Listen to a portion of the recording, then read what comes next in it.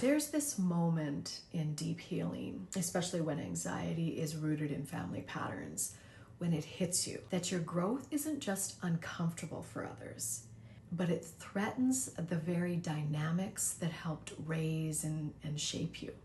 And suddenly it becomes clear that healing is this sacred act about choosing truth over belonging and your soul over survival. But the body doesn't necessarily recognize this as healing or freedom, because when you've been conditioned to belong by self-abandonment, choosing yourself can feel dangerous, uncomfortable. And that's not just emotional, that's neurological. It's ingrained. And the ways that you were taught to belong through silence or compliance or self-abandonment no longer work once you start to heal, because those are often the very patterns that created the pain that you're now trying to recover from. They may have helped you survive, but they also trained you to override your own needs and instincts just to keep others comfortable. These survival strategies conditioned your nervous system to stay hyper aware of others' emotions while deprioritizing or ignoring your own. That's what kept you safe. But that internal split between what you know to be right for you and what you actively allow keeps your body in a state of vigilance, making it hard to feel safe, connected, or just fully yourself. And when your body is used to staying on this high alert, choosing to heal will feel unfamiliar, even threatening at first. Because regulation, rest, and self-trust aren't just emotional shifts, they're physiological ones too. And this is why so many of my clients will talk about feeling tired or needing extra sleep when this type of healing starts to really take root.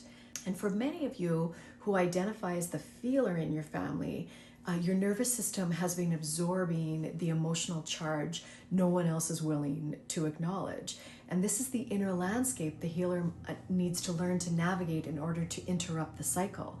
Being the feeler means that your body carries what others avoid. Being the healer means that you're breaking these generational cycles and patterns. But don't expect approval or applause, because your family might not want anything to change. And the truth is that many family systems are built around, that one unspoken rule that silence keeps the peace.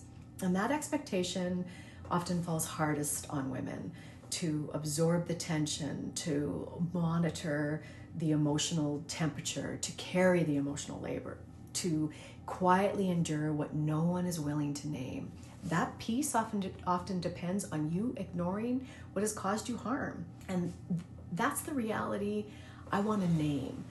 That gut punch of realizing that the people who were supposed to protect you may never acknowledge the harm, let alone heal with you or help you heal. And yet, choosing to face the truth, it is not a sign of brokenness. It is a mark of strength, of clarity, and of courage. The courage I continue to be impressed by. And even in the grief, you begin to see something clearly. The role that you've been playing, absorbing, accommodating, staying silent, was never yours to carry. And that awareness is where the real healing begins. In most families, there's usually at least one person who's more sensitive, more attuned to the discomfort that others ultimately avoid. You feel the energy shifts, the emotional undercurrents, the things that don't get said out loud. You're aware of it all.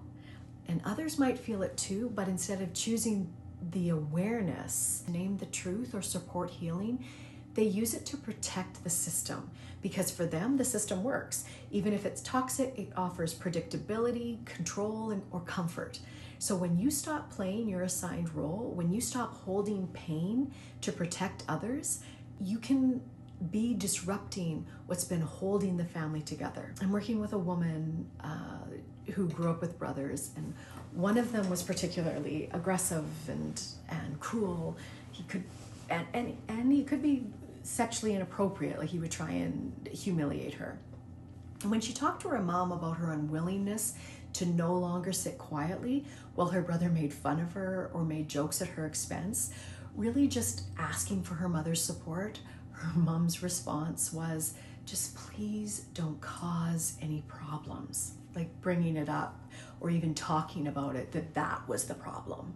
Ultimately, mother wanted her to stay silent, to stay in a role that allowed her son to continue abusing without any discomfort, without being called out at all. And now in therapy, of course, that's what she's working through, that lack of support and also the pain of being excluded now by the other family members.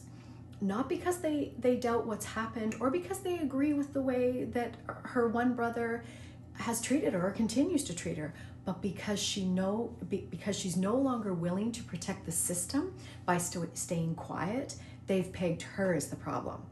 And my sense is that without her to take the brunt, they'll be in the crosshairs. So that also annoys them too and causes problems for them.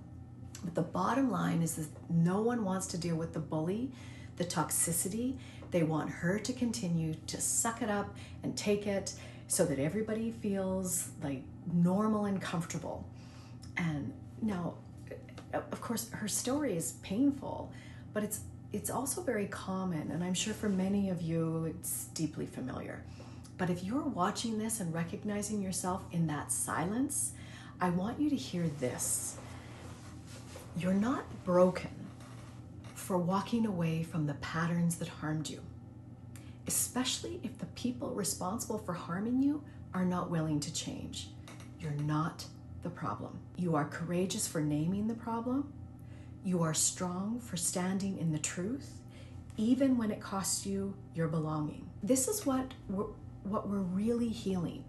Not just the trauma itself, but the generational avoidance, the passed down patterns of silence and denial and emotional suppression, especially for women. When you choose not to participate anymore, you become the disruptor. You break the unspoken contract. And while that's painful, it's also where your power begins, where you stop inheriting pain and start rewriting the story, which is paramount for taking yourself in the direction that you wish to go.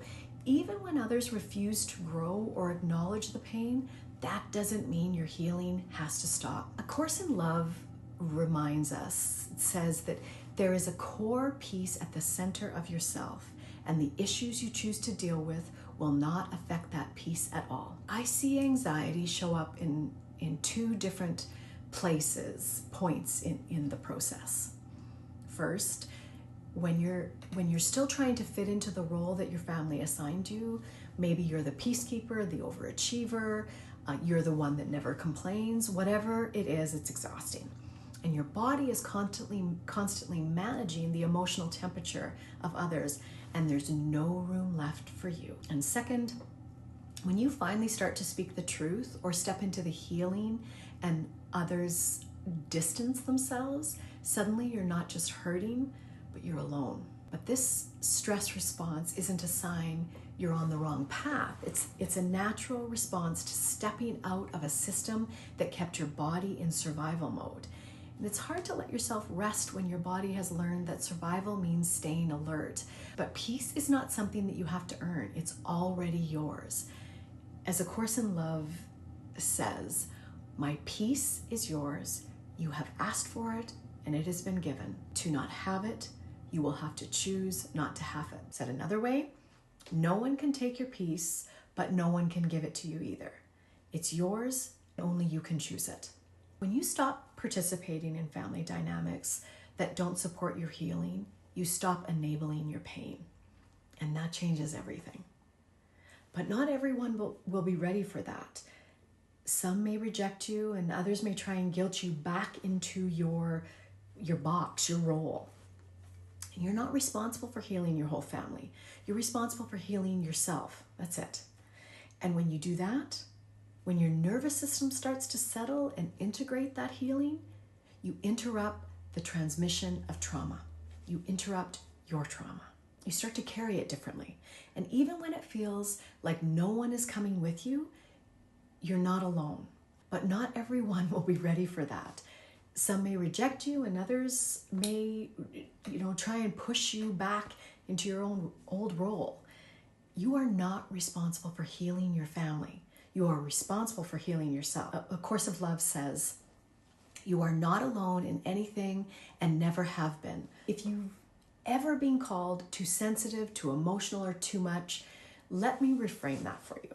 Your sensitivity is not the problem. It's your strength. It's what allows you to feel what others have been trained to suppress. You were never broken. You were simply absorbing what no one else would name. And now you're the one strong enough to stop it. This work that you're doing can feel isolating. And you may grieve the family that you hoped would meet you in the healing. And you may doubt whether it's worth it. But over time, and I've seen it over and over again, something shifts. You begin to feel peace that doesn't require pretending. You feel self-trust that doesn't come from performance. You feel a sense of safety in your body, not because you've created it, but because you reclaimed it. And that's what healing anxiety at the root actually looks like. This is your nervous system learning that it's safe to stop bracing, stop surviving, to stop living from a place of survival, and to start becoming who and what you're meant to be.